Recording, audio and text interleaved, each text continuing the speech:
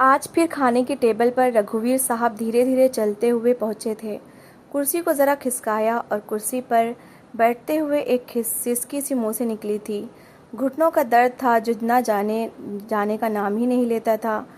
कमर बिल्कुल झुक चुकी थी। अपने दोनों हाथ पीछे की तरफ बांधे वो धीरे धीरे ही चल पाते थे।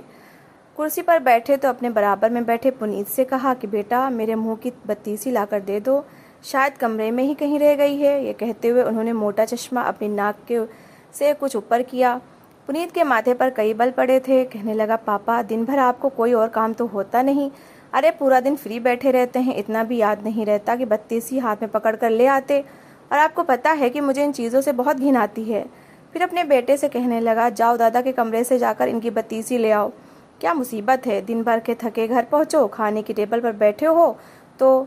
यह कहने के बाद उसने आधी बात मुंह में ही दबाई थी। पोता जल्दी से भागकर दादा के कमरे में गया और शेल्फ में पड़ी उनकी बत्तीसी निकाली और लाकर दादा को दे दी।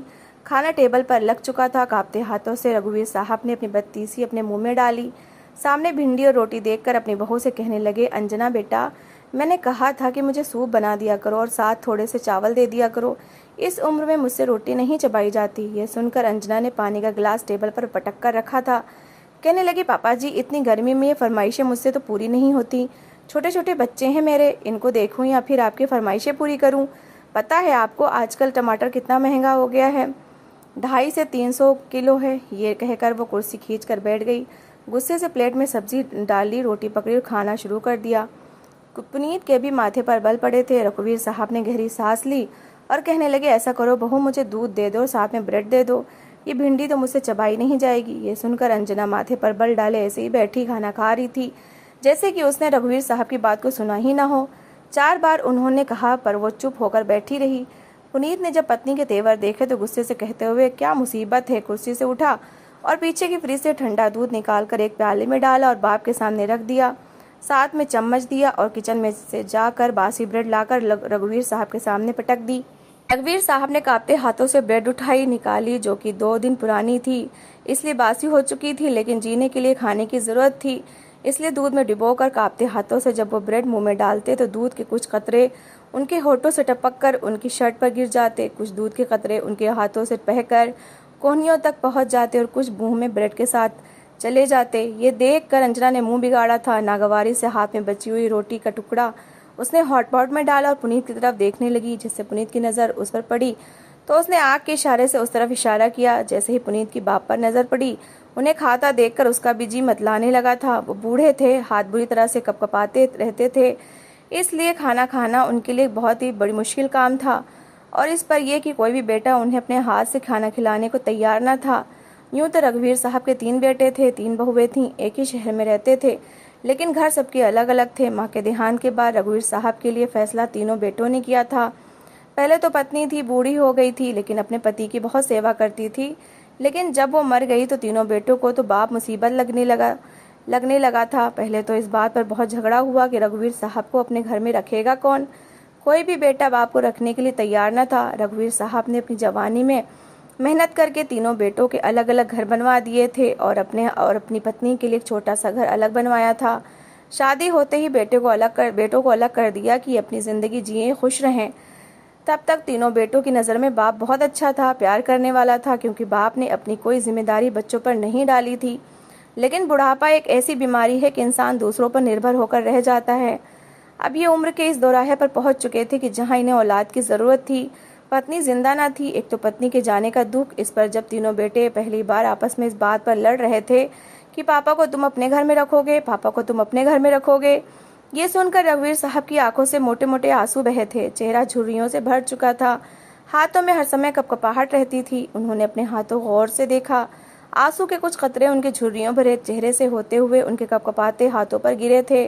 सोच रहे थे इन हाथों में तीनों बच्चों को एक साथ समेट कर रखा था।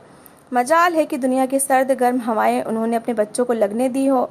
और इस गर्मी में भी जब लोड शेडिंग की वजह से लाइट चली जाती तो रात को दोनों पति पत्नी हाथ में पंखे पकड़े अपने बच्चों को हवा देते रहते, कहीं बच्चों की नींद न खराब हो जाए।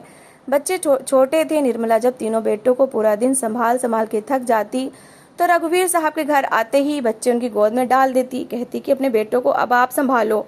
3 बेटों में 7 साल का फ़र्क था। इसलिए निर्मला परेशान सी हो जाती। रघुवीर साहब ने कभी भी उन्हें संभालते हुए मुंह नहीं बनाया था कि दिन भर मेहनत करके तो मैं भी आ रहा हूँ और ये क्या मैं घर आकर बच्चे संभालूं। बड़ी मोहब्बत से अपने बेटों को हाथों को चूमते थे, उन्हें अपने हाथ से खिलाते थे। बच्चे कभी खाना मुंह में डालते थे, कभी बाहर फेंकते, अपने रुमाल से ही उनके मुंह को साफ कर दिया करते, कभी उनसे घिन नहीं खाई थी। लेकिन आज वो ही औलाद बाप को देखकर अजीब व गरीब तरह के आड़े टेढ़े शक्लें बनाते थे।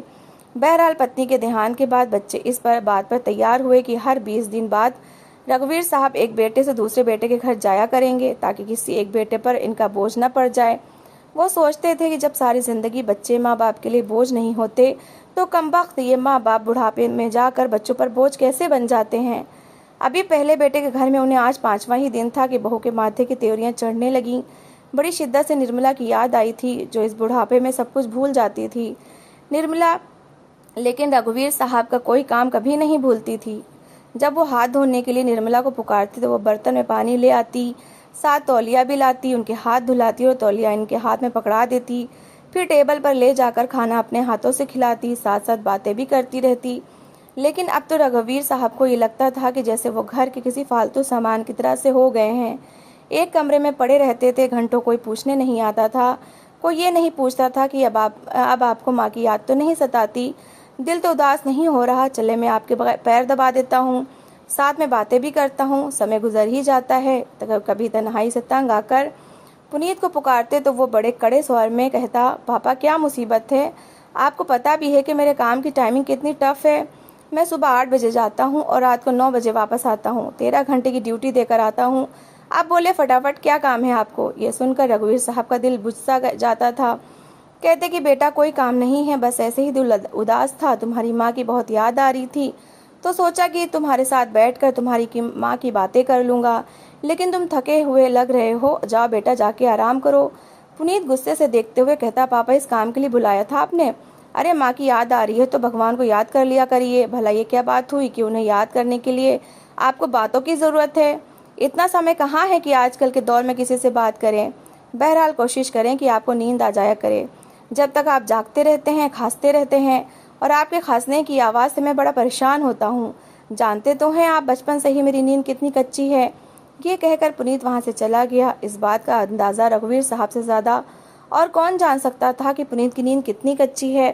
रात को लाइट ज़रा सी भी जलती तो वो उठकर बैठ जाता, कहता था, पापा अंधेरा कर देना, जानते हैं ना मुझे रोशनी में नींद नहीं आती। उसकी नींद की खातिर निर्मला और रघुवीर आपस में बात तक नहीं करते थे कि कहीं पुनीत की नींद खराब ना हो जाए। लेकिन जब वो बीमार होता तो वो भी खांसता था। उस समय रघुवीर साहब की भी नींद खराब हो जाती थी। पुनीत तो 13 घंटे की ड्यूटी करके यूं चिल्ला रहा था जैसे ना जाने क्या करके आया हो। रघुवीर साहब ने अपने बेटों की उज्जवल भविष्य की खातिर 18-18 घंटे की ड्यूटी दी थी, लेकिन इसका भला कौन हिसाब देता? इस पर तो कहा जाता था बाप ने अपना कर्तव्य निभाया। भला हम पर कोई एहसान थोड़ी किया है। क्या बस यही रिश्ता होता है माँ बाप का? अपना कर्तव्य निभाने के लिए उनकी कमर झुक जाती है और जब औलाद के कर्तव्य निभाने की बारी आती है तो फिर बाप बोझ लगने लगता है। कपकपाते हाथों से जब वो दूध का कप पकड़कर अपने मुंह को लगाने लगे तो हाथों की कपकपाहट कप का वजन बर्दाश्त नहीं कर पा रही थी। इसलिए बचाते बचाते भी अंजना के दहेज का कप रघुवीर साहब के हाथ से गिरकर चकनाचूर हो चुका था। ये देखकर अंजना तो ऐसे थी कि जैसे अपनी नजरों से ही उन्हें खा जाएगी। कहने लगी, पुनीत तुम्हारे पापा ने आज फिर मेरे दहेज के कीमती कप तोड़ दिया। अरे भाई किस चीज का बदला ले रही हैं हमसे? इन्हें पता भी है कि बर्तन कितने महंगे आते हैं। जरा जाकर दुकानदार से पूछे कि कांच के बर्तनों का क्या रेट है, तो अक्ल ठिकाने आएगी। मेरे बाप की क्या कोई हराम की कमाई थोड़ी थी? मेहनत करके उन्होंने मुझे दहेज का सामान दिया था। 5,000 का ये डिनर सेट दिया था जिसका ये आखिरी प्याला बचा था, जो तुम्हारे पापा ने आज तोड़ दिया। फिर जब इन्हें शीशे के बर्तन में खाने की तमीज ही नहीं है तो क्यों देते हो इन्हें कांच के बर्तन में?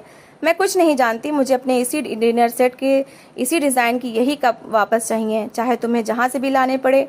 उसने ज़रा से भी ससुर का लिहाज नहीं किया था। वो कहने लगे, बेटा मैंने जानबूझकर तो नहीं तोड़ा, इस उम्र में हाथ बहुत ज़्यादा कांपने लगते हैं, इसलिए गिरकर टूट गया। पुनीत कहने लगा, आपको क्या लगता है अपने आप कांप रहे थे? आपके हाथों में जान नहीं थी, आपने तो खुद ही अपने आप को बूढ़ा समझ लिया है। आपसे ज़्यादा उम्र के लोग अभी तक हट्टे कट्टे घूमते फिरते हैं, बल्कि अपने बेटों के साथ लगभग 100 काम करवा देते हैं, लेकिन आप जब से आए हैं नुकसान पर नुकसान किए जा रहे हैं। अब मुझे ये बताएं, इसके दहेज के कप में कहाँ से लाकर इसको दूं? मैं अपना काम करूं या फिर मैं बाजारों में धक्के खाता हुआ इसी डिज़ाइन के कप ढूंढता फिरूं। लेकिन आपको क्या फ़र्क पड़ता है? आपको तो तोड़ना था, तोड़ दिया, भुगतना तो मुझे पड़ेगा ना पापा। मैं क्या करूं बताइए, क्या करूं? आपका पता नहीं 8 दिन कब पूरे होंगे और कब आप दिलीप के घर जाएंगे। कम से कम महीने के बाकी दिन तो मेरे सुकून से गुजरेंगे। आए दिन का झगड़ा है। अब अंजना का मुंह बन गया, उसे मनाने में मुझे 2 घंटे लग जाएंगे। लेकिन आपको क्या, आपको एहसास थोड़ी है इस बात का? सामने बैठा अंशुल सबको देख रहा था। पुनीत भी गुस्से से अपने दिल की भड़ास निकालता हुआ अपने कमरे में चला गया। अंजना तो पहले ही कमरे में जा चुकी थी। अंशुल कहने लगा, दादाजी चिंता ना करें, ये सारे कांच के टुकड़े मैं उठा देता हूँ, लेकिन आइंदा आप ख्याल रखा करें, माँ के दहेज की चीज़ें कम इस्तेमाल किया करें।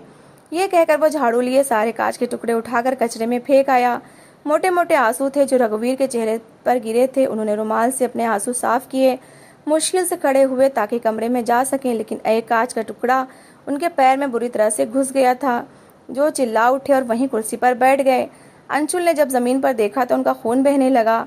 ये देखकर वो घबरा गया, पुनीत के कमरे की तरफ दौड़ा और पापा पापा की रट लगाने लगा। जल्दी से पुनीत कमरे से बाहर आया, कहने लगा, अब तुम्हें क्या हो गया है, क्यों चिल्ला रहे हो?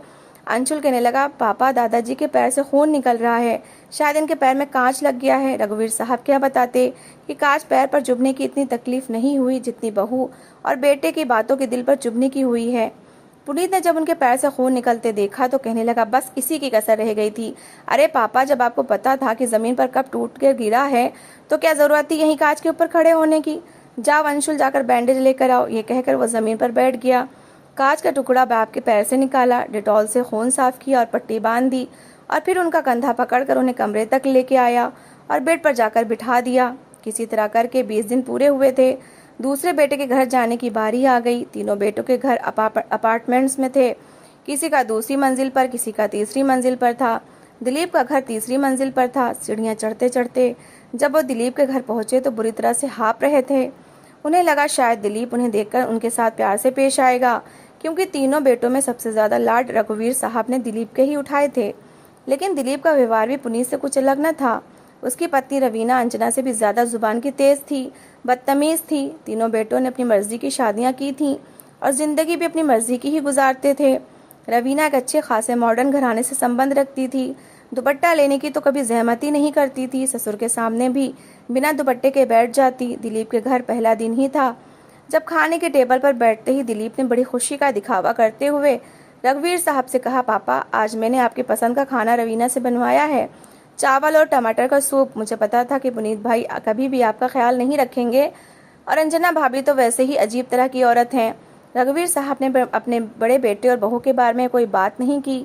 शायद दिलीप का ऐसा कहने का मकसद ये था कि बाप पुनीत और उसकी पत्नी की बुराइयां करे ताकि उन्हें भी मौका मिले आग लगाने का। लेकिन रघुवीर साहब ने ऐसा कोई मौका नहीं दिया था। कहने लगे, नहीं ऐसी बात नहीं है पुनीत, अंजना ने मेरी बड़ी सेवा की है। रवीना कहने लगी, पापा जी क्या खाक सेवा की है? अरे अपना चेहरा तो देखें कैसे मुरझा कर रह गया है। रघुवीर साहब ने कोई भी जवाब नहीं दिया। दिलीप से कहने लगे, जरा प्लेट में थोड़े से चावल और सूप डालकर दे दो। दिलीप ने फौरन आज्ञाकारी बेटा बनते हुए रघुवीर साहब को प्लेट में चावल और सूप डालकर दिया, बल्कि अपने हाथ से खिलाने लगा। कहने लगा, पापा वो आपसे कुछ बात करनी थी। रघुवीर साहब कहने लगे, हाँ बेटा बोलो। वो कहने लगा, अब आप देखे, रहना तो आपको हम लोगों के साथ ही है, तो जो घर आपका और माँ का था आप उसे बेचकर मुझे पैसे दे दें तो मेरा बिजनेस कुछ अच्छा चल जाएगा। तीनों भाइयों में सबसे कम कमाई मेरी है और आपको पता है कि खर्चे तो दिन ब दिन बढ़ते जा रहे हैं। रघुवीर साहब को पता था कि इसकी पत्नी बड़े घर से आई है, मोहब्बत की शादी की है, इसलिए दिलीप की कम कमाई पर भी फिलहाल खुश थी। लेकिन अब घर को देखकर राल टपकने लगी थी। रघुवीर साहब ने कहा कि तुम तीनों को मैंने घर और अपनी जायदाद की सब चीजें बांट दी हैं। मैं चाहता था कि ये घर बेचकर पैसा मंदिर बनवाने में लगवा दूं। पापा उस पैसे से हमारे लिए कुछ आसानी हो जाएगी। दिलीप कहने लगा, पापा बेटा तंगी में हो और बाप ऐसे में पैसे लुटाए। बहरहाल आपकी ही मर्जी, लेकिन अगर आप मुझे दे देते तो मेरे हालात कुछ ठीक हो जाते। विश्वास करिए पापा, बिजनेस चमकते ही मैं पैसे खुद मंदिर बनवाने पर लगवा दूंगा, आप बेफिक्र रहें। रघुवीर साहब ने बिना किसी बहस किए वो घर दिलीप के नाम कर दिया। जिस दिन घर दिलीप के नाम हुआ, दिलीप ने वो घर बेच कर के पैसे अपने बिजनेस पर लगा दिए और उसी दिन दिलीप और रवीना के तेवर बदल गए। उस दिन रघुवीर साहब के लिए ना तो सूप बना ना ही चावल, बल्कि बेटा और बहू के माथे पर बल पड़े हुए थे। शायद उनका मतलब पूरा हो चुका था। रघुवीर साहब ने खाने में देखा तो होटल की रोटी और आलू की सब्जी थी। उनसे तो घर की रोटी चबाई नहीं जाती थी और होटल की रोटी तो उनके पेट में दर्द कर देती थी। वो कहने लगे, दिलीप बेटा, तुमसे कहा तो था कि मुझसे घर की रोटी ही मुश्किल से खाई जाती है और तंदूर की रोटी तो मैं खा ही नहीं सकता। बड़े कड़े स्वर में रवीना ने कहा था कि मैं भी इंसान हूँ, रोज रोज चावल सूप आपके लिए अलग बनाऊं और बच्चों की फरमाइशें अलग पूरी करूं, मुझसे ना हो पाएगा। बस मैं आज थक गई थी, इसलिए जैसे तैसे यही खा ले। रघुवीर साहब कहने लगे, ये तो मैं नहीं खा सकता। ऐसा करो, दूध प्याले में डालकर दे दो। उसने एक प्याले में दूध डालकर दिया, साथ में चम्मच पकड़ा दिया। उसी चम्मच से वो दूध पीने लगे, लेकिन हाथ के कांपने से वही हाल हुआ। दूध शर्ट पर गिरने लगा, कुछ उनके होठों से नीचे गिरा और कुछ मुंह के अंदर जाने लगा। ये देखकर रवीना ने नाक मुंह चढ़ाया था। कहने लगी, दिलीप, इस तरह मैं खाना नहीं खा सकती। कल से अपने पापा जी का टेबल कोने में ले जाकर रख देना। और मैंने सुना है अंजना भाभी के बड़े बर्तन तोड़े हैं आपके पापा ने। देखो जी, मैं अपने दहेज के बर्तन का बिल्कुल नुकसान बर्दाश्त नहीं करूंगी। लकड़ी के बर्तन ला कर दो ताकि जमीन पर गिरे तो टूट ना सके। अगले दिन दिलीप ने ऐसा ही किया था। एक छोटा सा टेबल और एक कुर्सी कोने में डाकर रख दी और लकड़ी के कटोरे में उन्हें दूध डालकर दे दिया।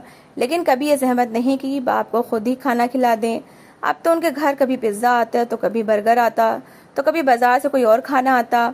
रवीना ने तो गैस जलाना ही छोड़ दी थी। जाहिर है मकान का बहुत पैसा मिला था, इसलिए सब कुछ मार्केट से आ रहा था। रघुवीर साहब को तीसरा दिन हो गया था दूध के साथ गुजारा करते हुए। एक बार दिलीप से कहने लगे, अब तो घर में तुम लोग नहीं कुछ नहीं पकाते, बहू से कहो कि मेरे लिए चावल और सूप बना दिया करे। वो कहने लगा, अब कुछ दिन तो इस बेचारी को भी सुकून की सांस लेने दें। अपने घर में तो कभी इसने पानी का गिलास भी नहीं उठाकर पिया, लेकिन जब से मेरी पत्नी बनी है किचन से इसे फुर्सत ही नहीं मिलती। अब तो रघुवीर साहब जैसे अपने सामने दूध का लकड़ी का कटोरा देखते तो इस कटोरे में उनके आंसू टपकने लग जाते। दिलीप के 2 बच्चे थे, एक बेटी और एक बेटा। बड़ा बेटा जब दादा को ऐसे सिसकियों से रोते और आंसू बहाते हुए देखता तो उसका दिल बड़ा दुखी होता। यूं तो दोनों बच्चे छोटे थे। एक बार वो लकड़ी के टुकड़ों से कुछ बनाने की कोशिश कर रहे थे। काफी दिन से यही काम किए जा रहे थे। दिलीप ने पूछा, ये क्या कर रहे हो? बेटा कहने लगा, पापा मैं लकड़ी के कटोरा बना रहा हूँ। रवीना कहने लगी, लो भला, ये क्या बात हुई? तुम्हें लकड़ी के कटोरों का क्या करना है? दिलीप कहने लगा कि शायद दादा के लिए बनाना चाह रहा होगा। ये कहते हुए वो हंसा था। बेटा कहने लगा, नहीं पापा, दादाजी को तो आपने लाकर दे दिया, ये तो मैं आपके लिए और माँ के लिए बना रहा हूँ। जब मैं बड़ा हो जाऊंगा तो आप भी तो दादा की तरह बूढ़े हो जाएंगे ना, माँ भी बूढ़ी हो जाएंगी। उस समय मैं भी आपको इसी टेबल पर इसी बर्तनों में खाना दूंगा, क्योंकि तब मेरी पत्नी के दहेज के बर्तन तो आप लोग तोड़ देंगे जैसे कि दादा तोड़ देते हैं। और जब मैं बड़ा हो जाऊंगा तब तो वो बर्तन और भी महंगे हो जाएंगे। जो बात अब तक तीनों बेटों को समय ने नहीं समझाई थी, वो दिलीप के बेटे ने दिलीप और रवीना को समझा दी थी। अगले ही दिन वो टेबल हटा दिया गया था। रघुवीर साहब बहुत हैरान हुए, क्योंकि उनका शीशे का प्याला डाइनिंग टेबल पर पड़ा हुआ था। दिलीप अपने सहारे से उन्हें टेबल तक लेकर आया और फिर उन्हें बिठाया। रवीना ने आज खाना घर पर ही बनाया था, लेकिन रघुवीर साहब के लिए अलग से चावल और सूप भी मौजूद थे। दिलीप ने वो प्याले में डाला और अपने हाथ से खिलाने लगा। रघुवीर साहब समझ गए थे कि औलाद की मार ही माँ बाप को बहुत से सबक दे जाती है। फर्क ये था कि रघुवीर साहब को बुढ़ापे में औलाद की मार ने सबक दिया था, लेकिन दिलीप को इसी उम्र में उसकी औलाद ने बहुत बड़ा सबक दे दिया था कि जो बोएंगे कल को वही काटने को मिलेगा। तो दोस्तों, इस कहानी को लेकर आपकी क्या राय है, कमेंट बॉक्स में ज़रूर बताएं। और अगर कहानी अच्छी लगी हो तो प्लीज़ लाइक करें, और अगर आपने हमारे चैनल को अभी तक सब्सक्राइब नहीं किया तो ज़रूर कर लीजिए। तो मिलते हैं ऐसी ही एक मोटिवेशनल कहानी के साथ। Thanks for watching.